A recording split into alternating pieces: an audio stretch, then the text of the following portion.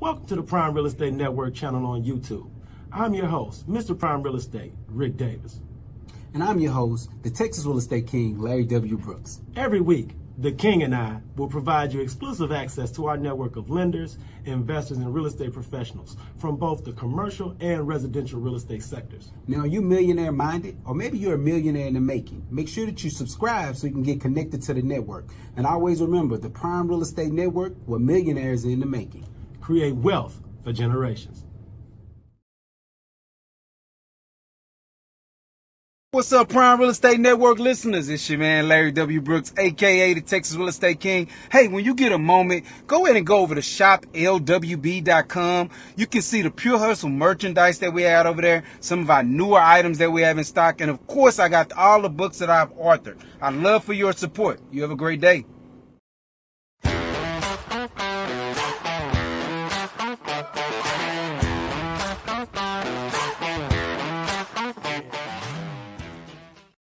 Good afternoon. Welcome to the Prime Real Estate Network Live. I'm your host, Ric Davis. If you don't follow me on social media, I invite you to do so at Prime Real Estate Ric. If you're looking to buy, sell, or invest in residential or commercial real estate anywhere in the great state of Texas, but especially here in our lovely city of Houston, you can reach me directly on Instagram at Prime Real Estate Ric. As always, man, it's an honor and a pleasure to be here with you this week. And I want to give a huge shout out to everybody that's checking us out live on YouTube and Facebook. Man, get involved in today's episode. Like, share, subscribe, and most importantly, leave myself or the Texas Real Estate King a relevant real estate question in the comments section. And you never know, we may be able to get your question answered on today's show. Man, we have a really exciting show. Today's show is entitled Transitioning to Texas. Hey, man, we're into wealth building. We're here into creating generational wealth. And today's guest is an expert on how not only to transition to the city of Houston, but to thrive here personally and professionally upon touching ground here. I want to take a little time to introduce my co-host. He is not only a highly successful real estate broker, he is a multi-time author, serial entrepreneur, and the proud proprietor of the Pure Hustle clothing brand. I want to thank him so much for sitting in on the Prime Real Estate Network Live. I'd like to introduce to the audience, the Texas Real Estate King, Mr. LarryWBrooks. How are you? What up, Rick? Man, I'm doing amazing. You know, I'm still coming off of a homecoming high, as they say, which I'm sure is a lot of people out there that can relate to it, because it seems like all the major name brand schools had homecomings last weekend. So I'm still coming off that homecoming high. Hey, look, man, a big, huge shout out to everybody who made it home to Nacogdoches, Texas this past weekend for the Stephen F. Austin State University homecoming celebration. Yeah. It was a great homecoming celebration, man. I don't know what it was. I don't know if it was the energy, the people, the weather, but it just seemed like this homecoming just hit a little different, man. So just from your standpoint, because you were there for some of the formal school activities, some of the informal kind of social gatherings. So just from that standpoint, what was it about this homecoming that you felt like made this weekend stand out? Man, listen, well, first off, man, let me give a shout out to Black SFA. You know, most people know that I probably haven't missed a homecoming. This is not including the days that I played, but I haven't missed a homecoming in over 29 years, right? That I've went back for consistency on homecoming.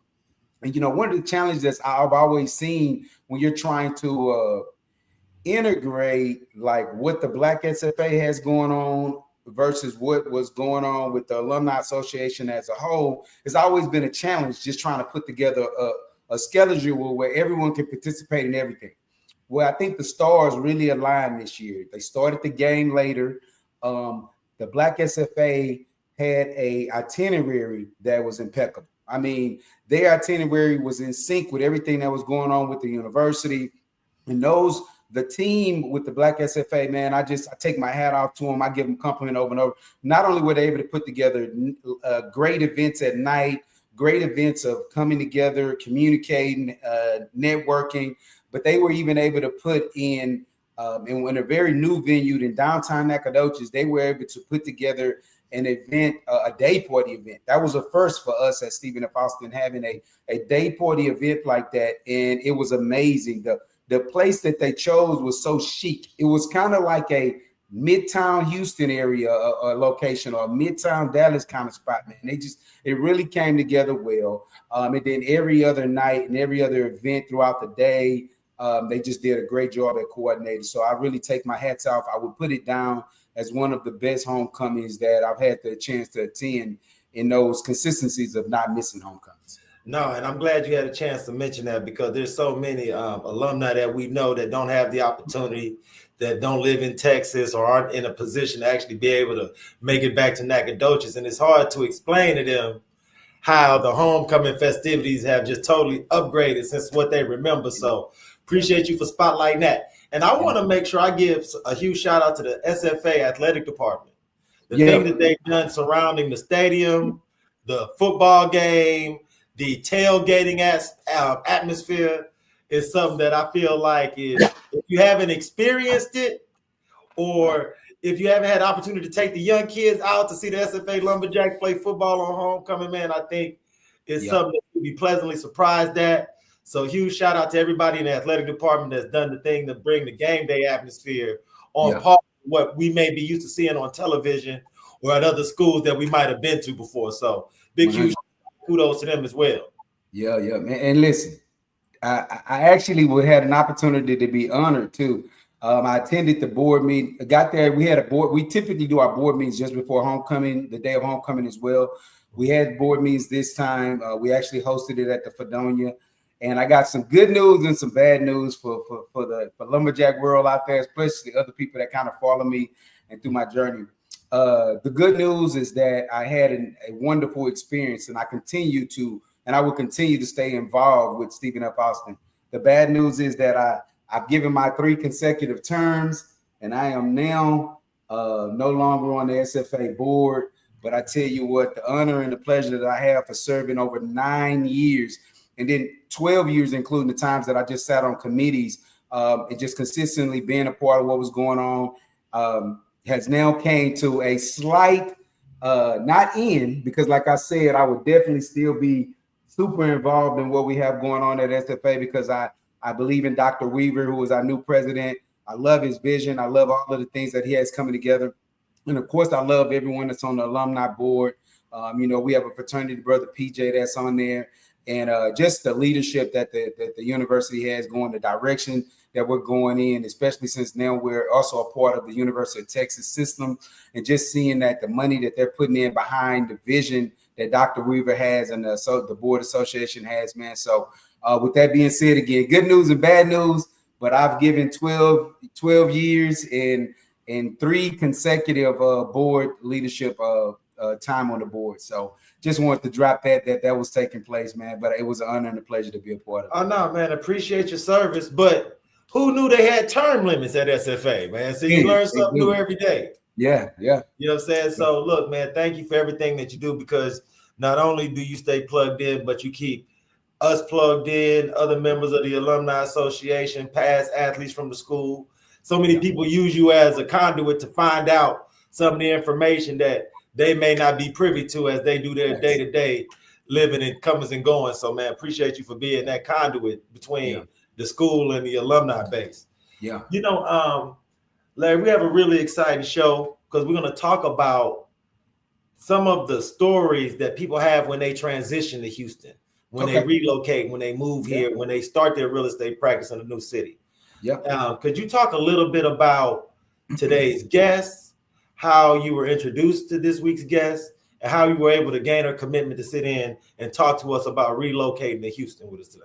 Yeah, man. So, Libra season is a beautiful time of year. And yes, I sir. say that to say not only you, myself, but I actually had a chance to meet today's guest at a social birthday event that one of our past alumni, Mr. Darryl Bowes, alumni of Prime Real Estate Network, was hosting.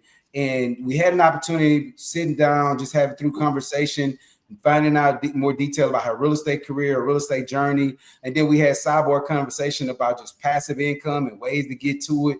And I was like, man, I need her to be a part of this platform. I need her to be able to speak about her real estate journey, be able to give some gems to some of these other people that may be relocating or maybe coming in and they're trying to take their business to the next level, and just knowing how to have the right type of activities, man. So having a chance to sit down and just kind of have a casual conversation and then being able to bring on to the platform.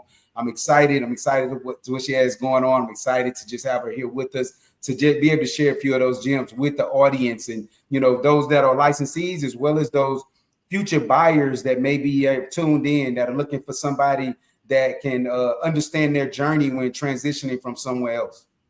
Hey, look, man, without any further ado, I would like to introduce this week's guest. She is an expert in making that Texas transition.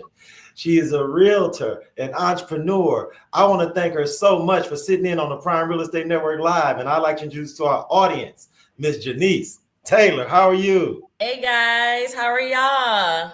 How you doing? Gwen, Thank appreciate you so much for in. having me, the real estate gurus. Like, man, y'all doing it big. And I am so blessed to be here today. Thank you so much. Blessed. Thank you so much for having me. Our first question for you, Miss Taylor, for those in our audience that are meeting you for the first time, could you talk about how long you've been in Houston, how long you've been practicing real estate, and what have you found as the true benefit to being a real estate practitioner here in the state of Texas? Okay, well, I've been in Houston a little over 10 years. I moved here and I wasn't a realtor when I moved here. I'm a licensed cosmetologist also by trade. So I came in, I started working for a company. And so I was like, let me go ahead and open a suite. So I opened a suite up and I'm just going to tell y'all the truth. I was like, I had a goal. So I was like, by this certain goal, I'm going to go ahead and retire from this industry and get my real estate license because I always wanted to have my real estate license. So that's what I did. So now I'm here and it's been 5 years and I truly feel blessed. Texas has been good to me. This is probably one of the best areas to be in real estate. Now, one of the cool things about being able to talk to you is that you've been so open about some of the things you've gone through making the transition. Yes. I know a lot of times, especially when members of your family, close friends know that you're moving, especially to a new area, you almost seem like you're almost like the example. They ask you about what's going on, they ask you how you're doing. Have you found that you've kind of opened the door for other people of your family or close circle to think about making transitions? Has there been anyone from your hometown that's followed you to Houston in the last 10 years that you've been helping to motivate and inspire? Absolutely. I knew once I, set that trend that it would just take off. So I had one of my best friends end up moving. I had a cousin move. So there are people, not even just in Texas, they just moved wherever they felt motivated, inspired. So it's a blessing to be an example that you don't have to stay stuck, but you can, move forward. But, one of the things we talked about before we started the show is that you had the added responsibility of making an entire family transition. It wasn't just a you thing. No, so could you just talk about what went into that decision, some of the logistical things, and some of the processes that you had to put in place to make that transition easy for you and your family? So I moved here, single mother of 2 children. I was, divorced for a little bit. And I was like, we got to go. God has something bigger for us. We getting up out of here, okay? So we moved from the Midwest. I'm a Midwest girl, city girl. No, I'm just playing. So we got here, and y'all, I ain't gonna lie, I didn't know what to do. I didn't know where to go. I had because it's so huge in Houston. I didn't know what area to move in with them, what school to put them in. It was God, you told me to leave. Now, what am I supposed to do? So I tried to figure it out myself, and I just got lost, okay? Mm-hmm. And after kept looking for places and schools, this lady, I had spoke to her. She was at an apartment agency, and she was like, listen, ma'am, you're trying to relocate. She was like, I'm going to send you off to a relocator. She's going to help you. She's going to give you a list of apartments, homes, whatever is going to fit you. She asked about my background, my children's background, to help with the move. So once she did that, she got us together. And when I tell y'all, I felt like a burden off of me, and everything just began to flow. It just began to flow. And so with that being said, that inspired me more. I'm like, I knew how that felt when I moved here. I knew how it felt not to know what school to put my children in, what was the best schools, what areas was good. And, in the industry I was in at the time, like I needed to be where, my clients, were. So it just worked out. And so that motivated me. Like, I want to be a relocator. I want to help those to transition from one city to another, or from one house to another, from one apartment to a home. So that is like a passion of mine, just to help others get from one place to the next.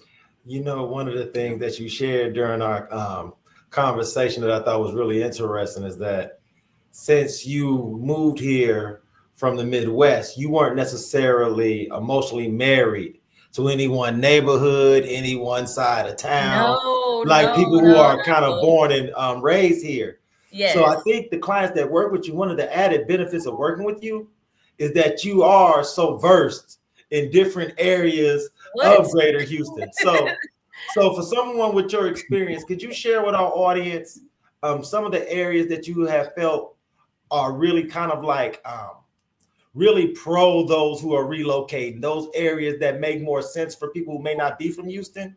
Absolutely. Are there some areas of town that you have found that kind of work better for your clients that are in that particular situation? Sure. Well, I'll kind of go down a little timeline real quick. So I lived in Spring Branch, and Spring Branch was super cool because my kids went to the school there, and it was one of the top schools in Houston. But for my children, it was like a culture shock for just like everything. They're still trying to get acclimated. So we were right in the city. So they just started getting into stuff. I ain't gonna even lie. I'm like, y'all stressing me out. I'm out here trying to like make a living. I'm at work, and y'all they at Memorial City Mall cutting up. They like down the street. Like it was so much in the city, right? So I'm like, I got something for y'all. We moving to Spring, right? But man, that traffic. And I had to drive all the way to Memorial because I was in Memorial area at the time. So that traffic was dumb. I'm talking about when I get home, y'all not eating no dinner. Y'all better put some chicken nuggets and some fries in the microwave or whatever, because I'm not about to sit up here and cook. So it was just a mess, like being out that far, okay, for me. I'm like, I gotta find a happy medium, okay? I gotta find a happy medium. So I looked into the Katy area, and that's finally great school for my children. They graduated. It was quiet. It wasn't too much going on, but I still had access to city and to get to what I needed to do. So I think Katy was good for us at, during those transitions. But I'm telling y'all, I went through it, but I had to go through it to see where I needed to be. So now I'm in the Kingwood area. They're grown. They got their own families. They're doing their own thing. So I'm out in Kingwood by myself, and I like it out here. It's good for me. It's quiet, and if I want to go in the city and do some things, I can go in the city, and I can come back home to my peace and quiet. That's right. One of the things that's really cool, and I want to ask you, because Larry and I will speak to this because we were raised here in the areas that when back in the day when you would go out to the suburbs, they wouldn't necessarily have those new luxury rental properties. They wouldn't have those new luxury high-rise apartment complexes, condo complexes. But recently that started to change. That's right. So in the areas that you're familiar with, like Katy and Kingwood, what have you found as far as luxury rental options for people who may be in need of something along that they may reach out to you that may be relocated? You know what I love to tell my clients that's looking for luxury in the suburbs? To me, it is more affordable to live in the suburbs and have luxury. That's what I've seen. Yeah. You want to go in the city, you're going to get city action. You're going to get city prices, just like if you go out like into the city and you want to go have a little cocktail, the drinks is like $20. But if you go into the suburbs, you're going to probably pay half of that. So I don't know, the suburb life, it just is, I don't know. It's like you're getting luxury for a cheaper price. It's so weird. It's so weird to me. Outstanding. But that's what I've noticed. What do you guys think? I appreciate your transparency and candor, because so often, especially from members of our audience that we have a chance to meet at networking events, they always seem to draw so many parallels to our guests. So there are so many, and one of the things that we're really proud of at Brooks and Davis Real Estate Firm is our student affiliate program. Okay. There are so many students that are currently enrolled in real estate schools that are tapped into this show, that tap into our trainings during the week. Do you have any advice for someone who's in real estate school, trying to work through that online education process that may be delaying getting licensed? Is there anything from your licensing experience when you moved to Texas that you could share to be kind of a motivator for a student that might be in that position? Y'all, I'm gonna tell y'all, I'm a living testimony. I'm a walking testimony. Let me tell y'all, first of all, you have to be careful what you put out, because people would discourage you, okay? So I remember I was telling somebody, hey, I'm going through this transition and I'm about to go from cosmetology to get my real estate license. Yeah. This person literally told me, oh, that's hard. It's hard for people to pass that test. I like a challenge, okay? I love a challenge. So let me tell y'all what I did do, okay?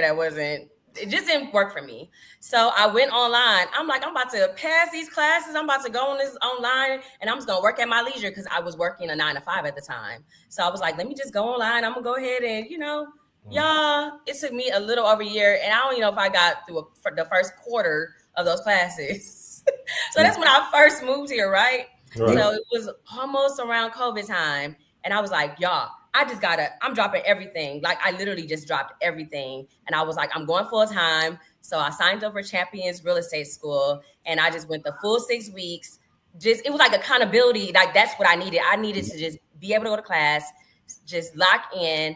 And I'm gonna be honest, it is work. You have to put in the work. You have to study. So I passed the state exam at first, but the national I failed the first time. Okay.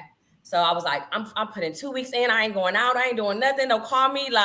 So when I went back the next time, I passed it, So it's like, you have to do your part. You have to put in the work. If it's something you really want, you got to just put in the work. You mentioned putting in the work a lot when you talked about the testimony of what it took to become licensed. When you think back of your upbringing as a young lady, were there other business owners, entrepreneurs in your family that may have been an example for what hard work looks like that you can reflect upon now and kind of give them their flowers for being what they were to you at the time?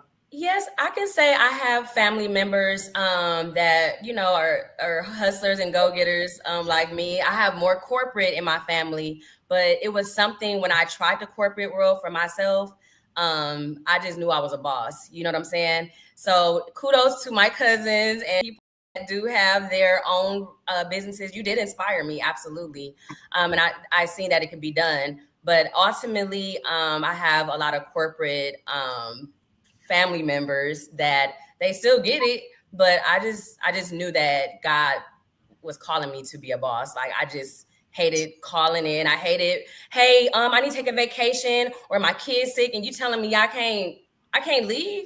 Like, you got me messed up. So all of that just drove me to be the boss that I am today. And I gotta ask Larry this. Go ahead, Larry.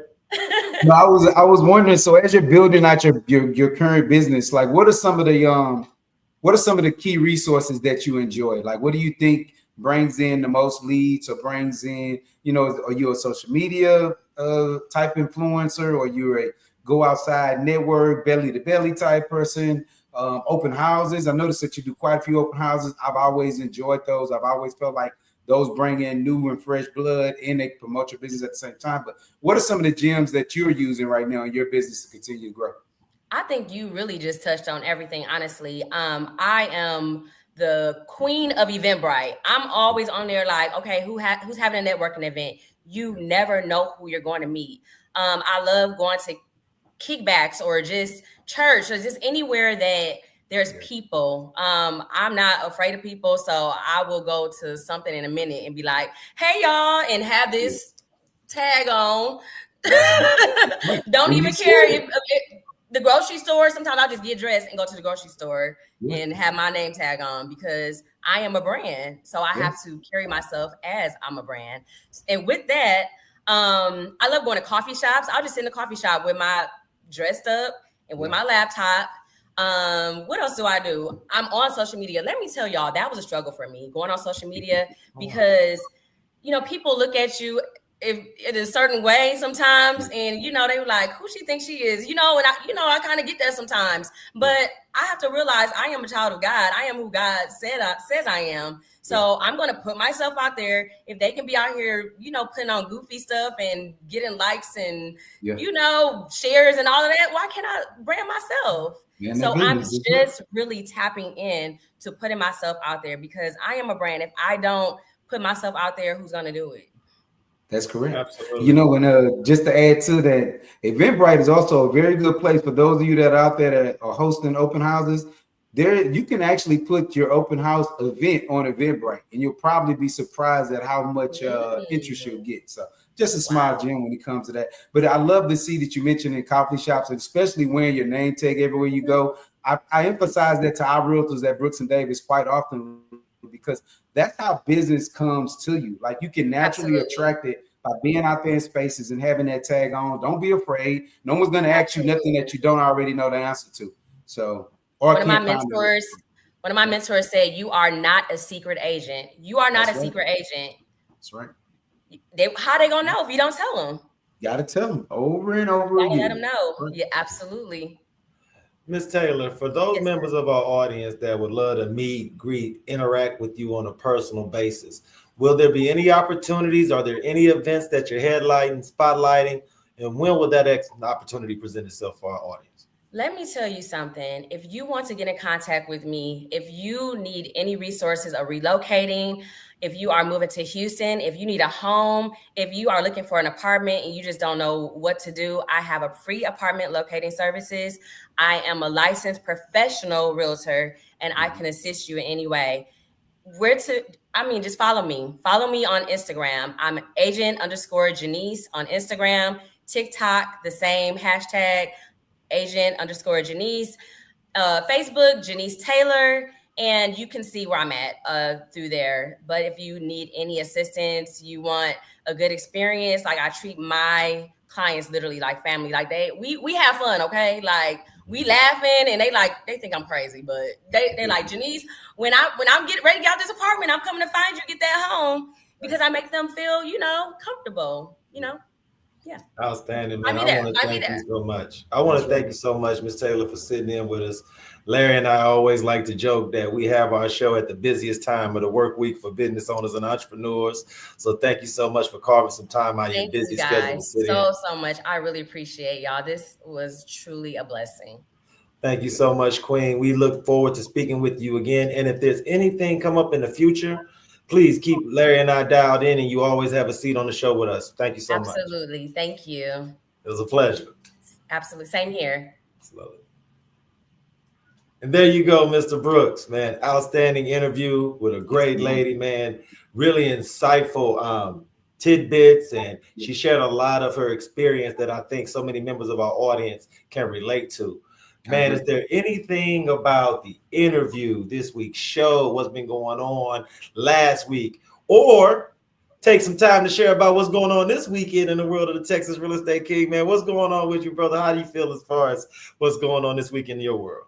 Hey, man, I've been busy. I'm going to be resting this weekend, so I won't be doing very much at all. I'll be sitting back, resting, looking at TV. I went down to Oklahoma went to Texas, Dallas a few weeks in for the Texas-Oklahoma game. Great game. It's never a surprise watching that game.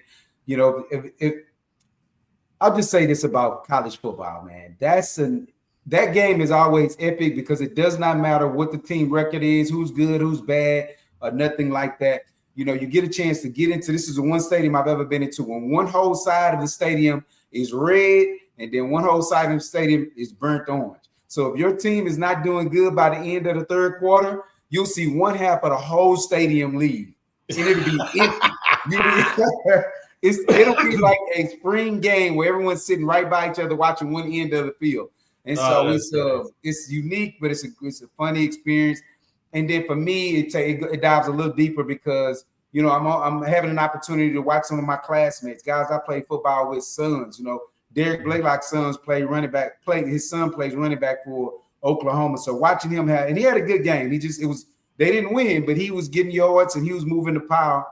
But it was just exciting watching my classmates, watching my old teammates, their future prodigies on the field doing amazing things, man. So it's been good. It's been a good journey of college games this season for me.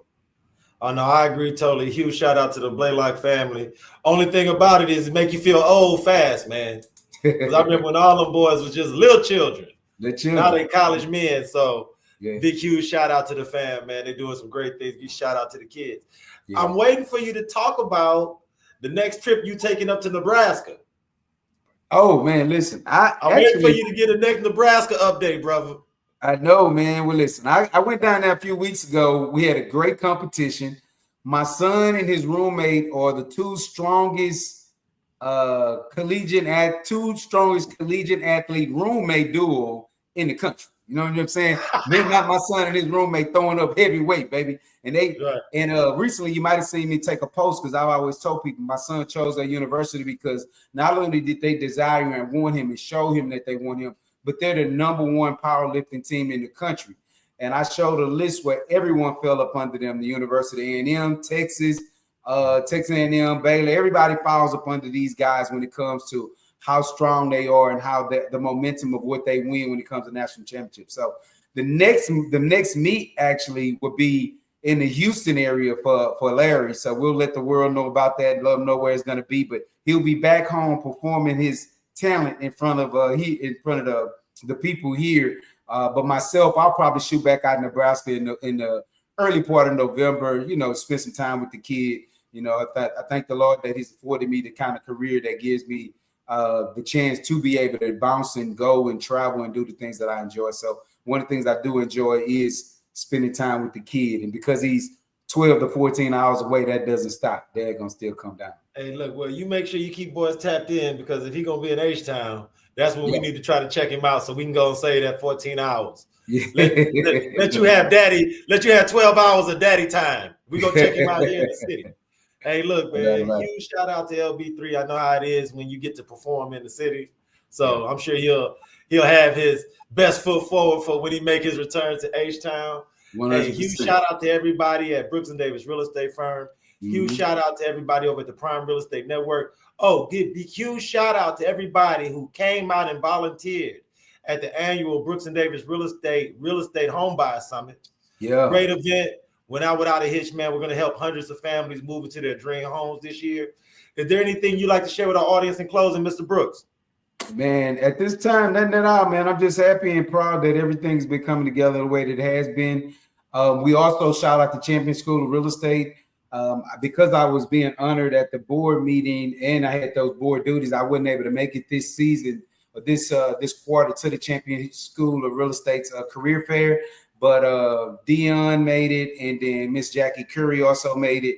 They said it was a wonderful review. The reception was always amazing over at the Galleria location. So thank you to Champion School of Real Estate for continuing to educate our future minds of the licensees when it comes to real estate industry. So we appreciate them.